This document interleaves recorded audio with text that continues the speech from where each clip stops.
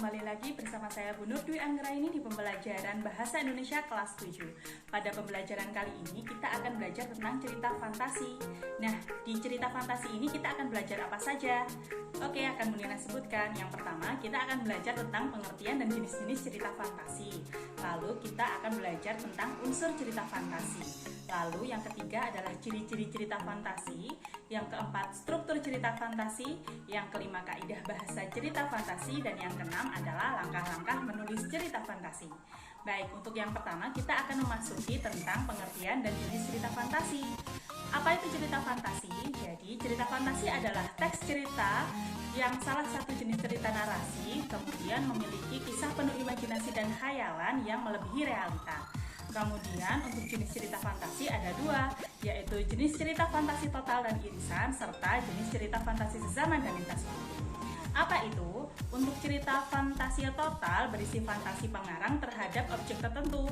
Pada kategori ini, semua yang terdapat pada cerita tidak pernah terjadi dalam dunia nyata. Sedangkan yang irisan itu sebagian kejadiannya itu terjadi pada dunia nyata, tidak seluruhnya berupa imajinasi. Yang kedua adalah cerita fantasi sezaman dan lintas waktu. Untuk cerita fantasi sezaman berarti kisahnya berada pada satu masa saja, sedangkan untuk lintas waktu itu dalam dua masa, yaitu bisa dari masa lalu ke masa depan atau sebaliknya. Yang kedua, kita akan belajar tentang unsur cerita fantasi. Apa saja unsur cerita fantasi? Yang pertama, cerita fantasi memiliki karakteristik unsur pembangun cerita berupa unsur intrinsik. Apa saja? Seperti tokoh, penokohan, kemudian tema, latar, suasana. Dan kemudian yang kedua untuk unsurnya adalah keajaiban yang dimunculkan dalam cerita. Jadi cerita fantasi pasti memiliki keajaiban dalam setiap ceritanya. Yang ketiga, kita akan belajar tentang ciri-ciri cerita fantasi. Apa saja? Yang pertama, karena dinamakan cerita fantasi, pastinya ada keajaiban, keanehan, atau kemisteriusan dari ceritanya tersebut. Kemudian ide ceritanya khayal, jadi bisa tidak terjadi dalam dunia nyata. Yang ketiga, menggunakan berbagai latar, yaitu latar cerita sezaman maupun lintas waktu. Kemudian yang keempat adalah tokoh-tokohnya unik, jadi memiliki karakteristik atau kekuatan tertentu.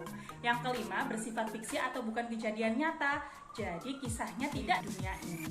Kemudian yang struktur cerita fantasi. Struktur cerita fantasi berisi 3 struktur, yaitu orientasi, komplikasi, dan resolusi.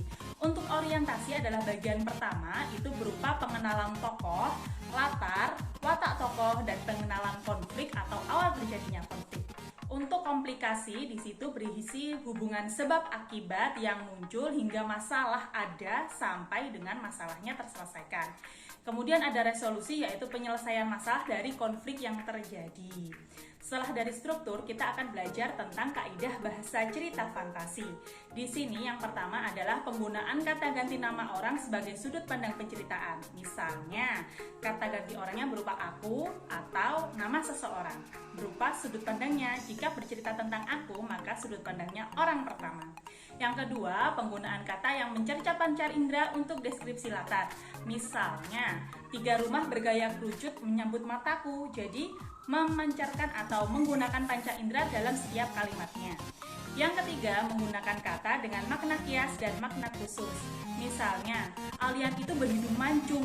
Itu kan makna untuk makna khususnya ya, jadi hidungnya mancung. Untuk makna kiasnya, dengan hidungnya yang menjulang, ia mengendus sekeliling. Seperti itu ya. Kemudian yang keempat, menggunakan kata sambung penanda urutan waktu. Misalnya, 2 tahun kemudian, Farta telah sampai di planet Mars. Kemudian kita bisa menggunakan contoh yang lain, yaitu pertama, dia bertemu dengan seorang anak. Setelah itu, dia berlari ketakutan. Seperti itu untuk penanda urutan waktu. Yang kelima, menggunakan kata atau ungkapan keterkejutan. Misalnya, tanpa diduga, buku terjatuh dan halaman terbuka menyeret Nabila pada dunia lain. Yang keenam, penggunaan dialog atau kalimat langsung. Misalnya, raksasa itu mengejar kita, teriak Kora kalang kabut. Jadi ada tanda petik pada setiap ucapan yang dikatakan oleh tokohnya. Itu merupakan contoh kalimat langsung. Dan yang terakhir, kita akan belajar tentang langkah-langkah menulis fantasi. Seperti cara kita kita menulis semuanya, yang pertama kita lakukan adalah menemukan ide atau mencari ide apa yang akan kita ceritakan. Setelah itu kita harus menggali ide cerita itu. Bagaimana cara kita menggalinya? Kita bisa membaca buku, atau menonton film, atau menambah pengetahuan kita, atau ide kita dengan membaca atau melihat-lihat di internet ya, itu bisa. Yang ketiga adalah membuat rangkaian peristiwa. Jadi kita harus membuat kerangka-kerangannya berupa rangkaian peristiwa agar kisah kita bisa berurutan, runtut, dan menarik. Yang kelima, mengembangkan cerita. Dari kerangka peristiwa itu bisa kita kembangkan untuk cerita yang lebih lanjut. Setelah itu, jika ceritanya semua sudah jadi, maka kita bisa memberi judul yang menarik untuk cerita fantasi yang kita buat. Baik, untuk sampai di sini ada yang masih belum mengerti. Kalau masih belum mengerti, silahkan bertanya ya.